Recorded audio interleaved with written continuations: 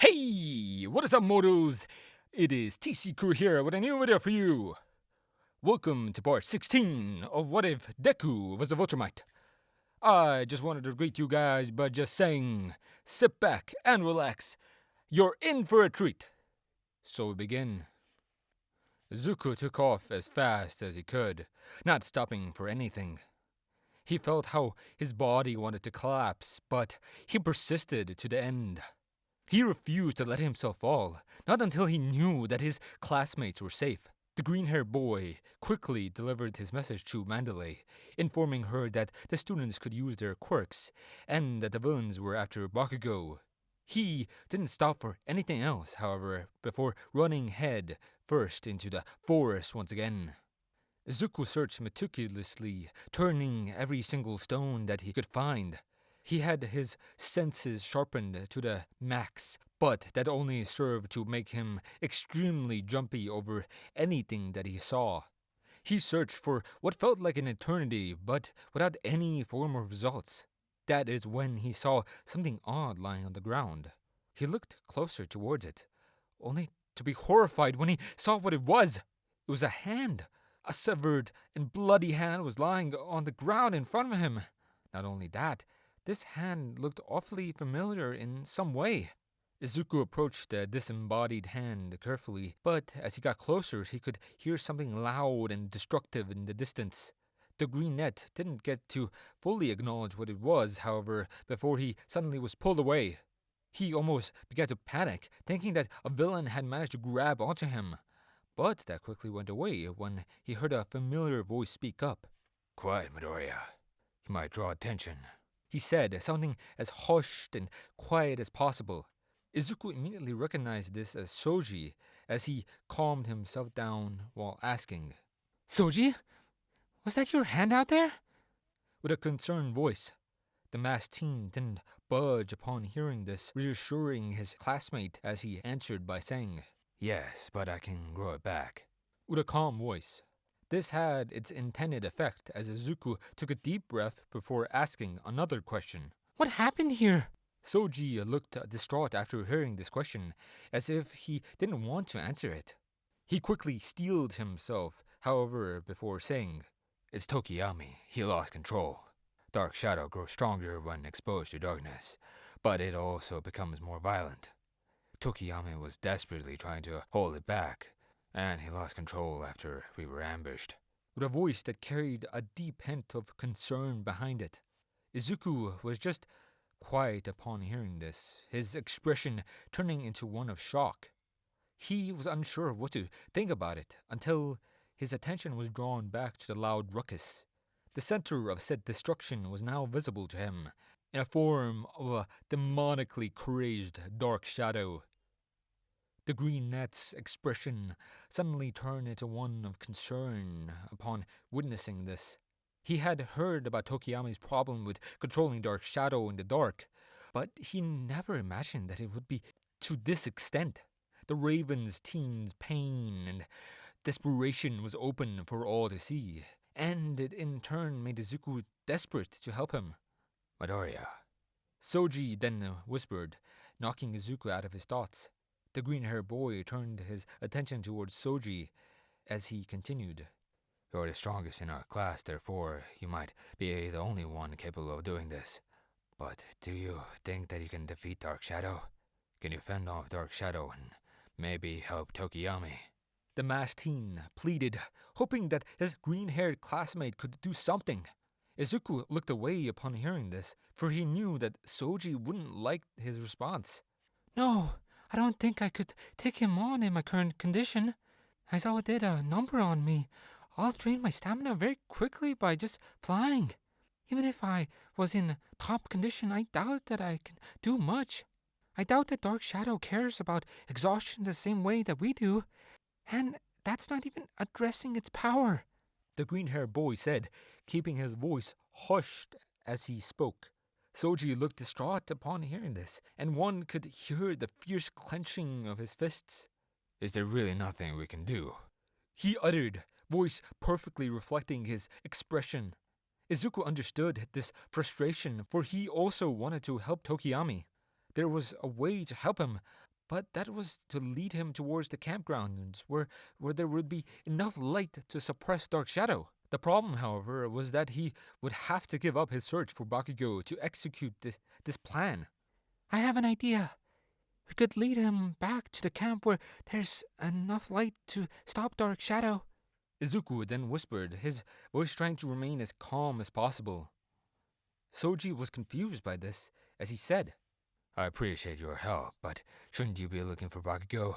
With what seemed to be a rather concerned voice, the green net could feel his frustration boiling up within him. But he didn't let it cloud his judgment. The truth was that he wanted to find Bakugo more than anything right now. But that didn't mean he could just abandon Tokiyami. Him getting frustrated wasn't going to help them either, so he held it tight as he said, That sentence, that right there, has to be one of the most presumptuous things that I have heard in a long while.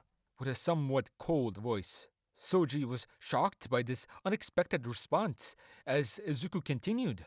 When pigs fly, when fish climb trees, when hell itself freezes over, those are the only times that Kachan will allow himself to be defeated, even by me.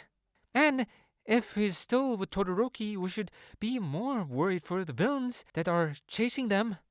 The green-haired boy finished, unconsciously letting out some of his pent-up frustration. Soji was even more shocked to hear this. It was natural for someone to be confident in one's friend, but this was a new extreme. To say that either yourself or your friend can't be defeated takes a lot of confidence and pride, but it almost made sense for Izuku. He was immensely powerful, thus anyone who can stand up to him shouldn't be of their concern. But Soji knew that Izuku was concerned for Bakugo. Him choosing to help Tokiyami could be seen as a rather bitter sacrifice. Alright, let's do this before someone gets hurt, the masked teen then said, focusing his mind on the task at hand. Izuku followed suit, taking a deep breath before responding. Yeah, let's move. The two teens gave a nod in confirmation upon saying that, turning their attention back to the demonic shadow that was rampaging in the distance. They waited for the right opportunity to move, but before that happened, a loud bang could be heard in the distance. What was that? Soji asked, sounding like he was a little frightened by the sudden noise. Izuku, however, wasn't frightened at all. He was smiling. That's an explosion! I'd recognize it anywhere! The green-haired boy exclaimed, excitement being clearer in his voice. Soji was confused by this reaction, and he would only get more confused when Izuku pointed his finger towards the direction of the blast before saying, Change of plans! We're heading that way! This video is sponsored by Sound Beats and their new True Free 2 wireless earbuds to provide the next level of quality and comfort. Ever gone out for a run and have to readjust your earbuds every 5 minutes? How about worry about getting caught in the rain and ruining your $200 earbuds? Well, those days are behind you. With an ergonomic design created to stay on even through the most rigorous workouts or function through a cascade of rain with its IPX7 water resistance. Enjoy 20 hours of battery life and seamless switching between earbuds without interruptions and at a fraction of the price of most premium earbuds. Check out the new True Free 2 wireless earbuds in the link in the description. Also, know that using the link below, you won't only get an excellent audio experience. Still, you'll be supporting the channel so we can continue to provide the highest quality content possible. Each purchase helps, so if you're in the lookout for a new pair of buds, we've got you covered. Bakugo and Todoroki were in a bad spot. It was bad enough that the villains were after them. What made it worse was that they happened to run into an incredibly dangerous one. The villain that stood before them was insane, with massive blades shooting out of its teeth as it seemed to hunger for flesh. The two teens were on their toes constantly, not being allowed to breathe within the tempest of swords. "Damn it!" Bakugo shouted, right before sending an explosion towards the villain. The blast seemed to connect, But both teens knew that this would only slow him down for a couple of seconds. This is not good. We'll be turned into minced meat at this rate. Todoroki then exclaimed, lightly panting between his words. Bakugo just grew more frustrated as he said, I know! So we'll have to beat him before that happens! Todoroki didn't look surprised after hearing the blonde's response. He just sighed as he stated, just so you know, we won't get out of this unscathed. With his usual calm and cold voice, Bakugo just grinned widely, with small explosions erupting from his hands as he answered, some extra scars won't kill you! With a fierce voice, Todoroki was unchanged by these words as traces of both frost and embers appeared on his body. The villain had finally recovered from the stun as it moved to continue with its onslaught. Both teams stood ready to attack when suddenly they could feel the ground shaking. Now they were confused, trying to trace the source of the rumble until a familiar and desperate voice called out from behind them. Todoroki! Junior! Make a light! They both turned to see that it was none other than Izuku, with a distressed Soji running behind him. Both Bakugo and Todoroki were about to question the Kree-net until they saw the demonically crazed dark shadow that was making its way over there. The blonde's first thought was to do as Izuku had instructed, but he stopped himself when remembering that he wasn't alone. The villain was still there and wouldn't be able to defeat him without getting injured unless they let someone else handle it. Bakugo looked towards Todoroki, noticing that he had the exact same thought, before shouting, Dodge! Quite aggressively. The bi-colored teen did just as Bakugo ordered, jumping back at the same time as the blonde. Dark Shadow missed them both and turned its attention towards a villain that was present. It tried to put up a fight, but in the end it was pounded by the nightmare creature. After the villain was defeated, both Todoroki and Bakugo were quick to create the light. Dark Shadow slowly shrinking back into Tokiyami until it was gone completely. The Raven teen panted heavily as he both thanked and apologized to his classmates. But that was overlooked when Bakugo walked up to Izuku and asked, Immersion! Why didn't you deal with that thing on your own? With a usual hint of annoyance in his voice. Izuku got a little annoyed himself as he responded by saying, 1. I'm exhausted. 2. Dark Shadow is really strong. 3. I can't create a light source. With that same annoyance being present in his voice, Bakugo just scoffed upon hearing this before proceeding to say, So you're that weak? No wonder I can beat you. With more anger behind his words, Izuku got even more annoyed upon hearing this, but he didn't get to respond until Todoroki spoke up. Can you save your pointless arguments for later? Right now we need to get out of here. The bi-colored teen said, his cold voice taking up the authority for now. Both Izuku and Bakugo were silent after hearing this, for they knew that Todoroki was right. Good, we need to move. The villains are after Bakugo, so I suggest we keep him in the middle as we walk. We should also keep Tokiyami there with him. We can't risk Dark Shadow going berserk again. The ice user then said, passing out instructions for how to get to safety. Everyone seemed to agree with this plan, for it seemed to be the most efficient, but Izuku had another idea. The green-haired boy needed to speak with Bakugo about things that the others didn't know about, and they couldn't do that if the blonde was in the center where everyone could hear him. Alright, you take the lead, Todoroki, and I'll take the rear. Soji then said, knocking Izuku out of his thought process. The group was just about to move out until Izuku spoke up. Actually, I'll take the rear and keep an eye on Junior. You take the middle and keep an eye on Tokiyami. The green-haired boy said, his voice sounding stern as he spoke. Soji was shocked at first, but he went with it. The truth was that he wanted to keep an eye on Tokiyami, so this was just perfect for him. Todoroki wanted to ask for Izuku's reason, but he decided to brush it off as they all began moving with their new formation. Bakugo was walking right behind Izuku, confused with what he wanted. He knew that the green net had a reason for doing what he did. He just didn't know why. Is something wrong? The blonde asked quietly, speaking so quietly that the others wouldn't hear him. Izuku was silent for a while. Then he sighed and said, Aizawa knows my secret. With an equally quiet voice, Bakugo was shocked upon hearing this, for it was something that he didn't want to hear. How? The blonde whisper shouted, almost getting the attention of the others as he did. Izuku took another breath upon hearing this, before whispering once again. I don't know, but he might be getting the wrong idea. He's doubting whether he can trust me or not.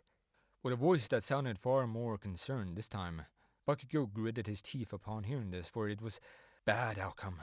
The last thing they needed was for Aizawa to think that Izuku was a threat. What about you?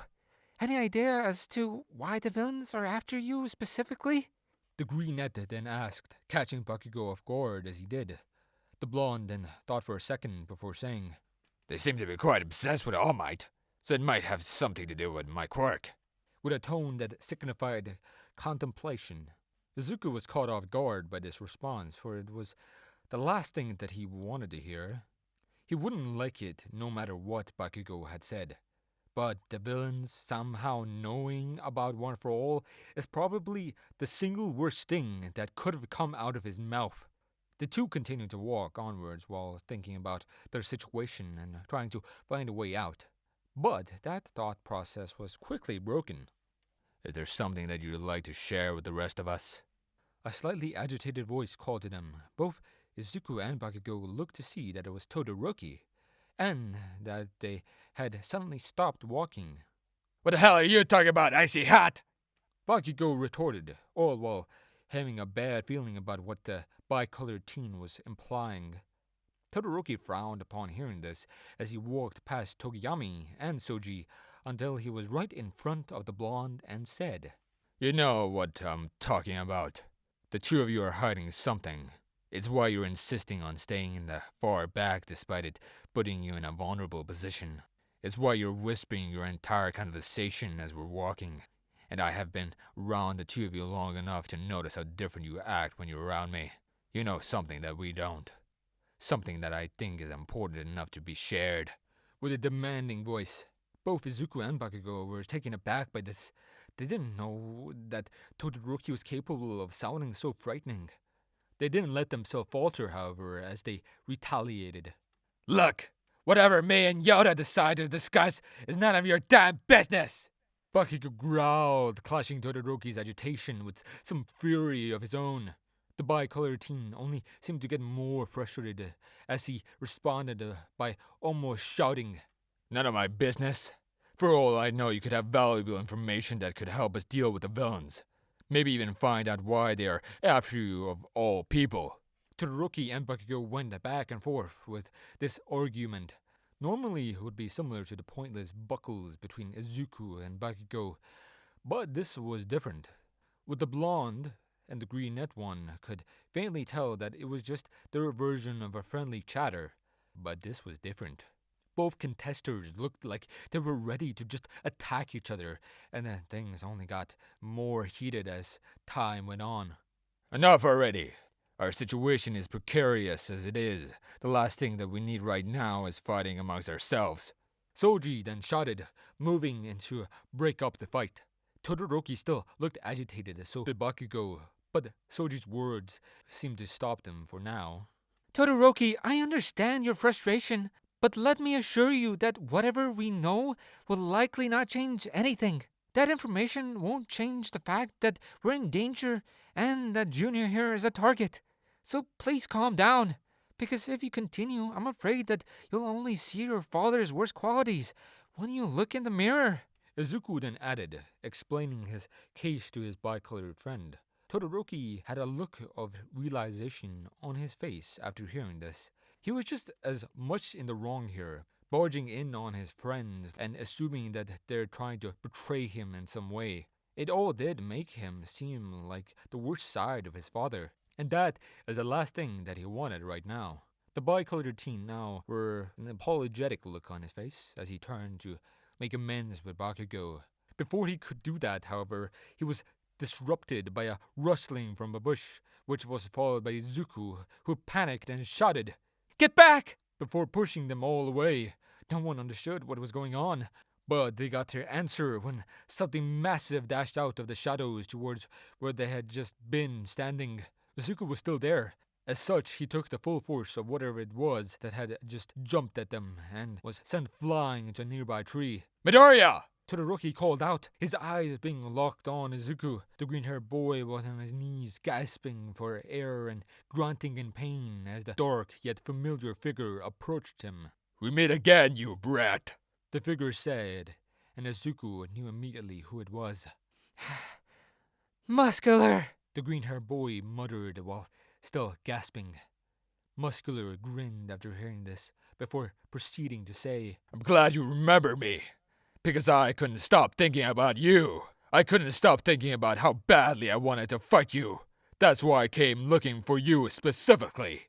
With his usual maniacal voice, the others watched as the greenette forced himself back up to his feet until they decided to do something. Todoroki prepared to use his flames against the villain, but the second that he tried, a burst of blue fire crashed straight into his left side. The bicolor teen winced in pain as another voice spoke up. "I wouldn't do that if I was you," shuddered Todoroki, showing another spectrum of maniacal sadism. Both Todoroki and Bakugo focused their attention onto the new burnt-marked villain as Muscular took some strange item out of his pocket. "Now then, let me see your blood!" the crazy blonde then shouted as he placed the object over one of his eyes. Suddenly the man's quirk started going ballistic as his body transformed into a nightmarish being of nothing but ever-growing muscle fibers. Izuku didn't even get a second to react before Muscular was attacking him. The green-haired boy was pushed back immediately. He barely had any strength left, and it also didn't help that the villain he was facing was incredibly strong. He put up the best fight that he could, but it wasn't nearly enough. Muscular punched Izuku in the face, making his vision go hazy, before grabbing him by the arm and slamming him into the ground like a rag doll. The ground cracked underneath the green-haired boy as Muscular towered over him. The villain showed another one of his sadistic grins before delivering a finishing blow to Izuku's gut. Everyone turned to see the results of this brutal attack, and they came close to throwing up. The attack had gone straight through Izuku, and it had actually made a hole in his stomach. Blood and gore were spilling out, and one could see the agony that the greenette was in. "Deku!" Bakugo shouted in desperation as he charged towards Muscular, leaving Todoroki to deal with the burnt villain. The blonde was welled up with a torrent of emotions as he used One for All to conjure up a massive explosion. Muscular didn't care, however, for the second that it landed, he grabbed Bakugo by the throat. The villain tightened his grip around the blonde's neck, choking him as he did. He then turned towards the trees and said, "I believe this is who you've been looking for." Before throwing the teen, Bakugo crashed into a tree right before suddenly turning into a blue marble and falling to the ground. As if on cue with this, another figure clad in a mask took that very same marble before disappearing into the woods. Todoroki was still holding the flame user back with his ice as he desperately held back his desire to go after Bakugo and get vengeance for Izuku. Suddenly, however, the villain backed off for no apparent reason. The ice user was about to give chase, but was suddenly attacked by the muscular villain. He was sent flying until he crashed into a tree, breaking it as he did. Todoroki coughed up some blood and immediately noticed that Muscular was charging right at him. He tried to conjure up some ice walls in order to gain some distance, but the villain charged through them all as if they were made out of paper. Todoroki stood defenseless as Muscular hit him again before lifting him up at the head. "And here I thought that you would be just as awesome as that green-haired brat. I guess that's what I get for having so much faith in his classmates," Muscular said, his filled with nothing but pure disappointment. Todoroki was in a slight daze, but he was quickly woken up by the sharp pain that arose in his head. It didn't take him long to realize what it was either. Muscular was tightening his grip around his skull. The pain made the bicolor teen very desperate as he immediately began using his flames onto the villain's face. Muscular once again didn't seem to care as new fibers continued to grow and shield him. Todoroki could feel the intense pain welled up in his head, which only made him crank up the heat even more. But it only showed the same results. Muscular didn't care. Todoroki could feel all of his sensations leaving his body, and he could tell if it was because of the pain in his head or the heat from his left side. His mind went everywhere. To Bakugo, who had been taken away, to Izuku, who lay bleeding out on the ground, and to his father, who he had found dead in an alleyway. All of these people had shaped him in some way, yet here he was, about to waste everything that they had given him by letting himself get killed by a villain. Upon coming to this realization, Todoroki cranked up the heat even further with a furious bellow. He kept going until he could barely stay conscious, until the area began to scorch, until he couldn't tell the difference between the smell of his own and the villain's burning flesh. Eventually the flames took on a beautiful blue color, followed by a horrendous smoke. He kept going until Muscular let go of him. The ice user fell to the ground, unable to stand as he looked up towards the villain. What remained of him was no more than a smelly corpse with a burnt stump that used to be a neck. The headless body of Muscular stood up for another 2 seconds before falling towards and crashing into the ground. Todoroki's hazy gaze quickly turned to the bloody crater where Izuku was lying. His injuries were bad, and he had stopped moving completely. He tried to drag himself towards him, but he barely had the strength to blink. He kept trying over and over again, but with the same result every time. Eventually, his body started feeling as light as a feather before darkness fell over him completely. Thank you all for sticking around, and I hope that you enjoyed. Before you leave, we would just like to let you know that We Celestials has many other channels for your entertainment and viewing purposes. All the information you'll need is right below here in the description, so feel free to check out all the other incredible projects our team creates. Secondly, on behalf of We Celestials, I'd like to thank everyone involved in the production of today's awesome content. Their details will be in the description below. That's all for today's video, so goodbye and have a fine day.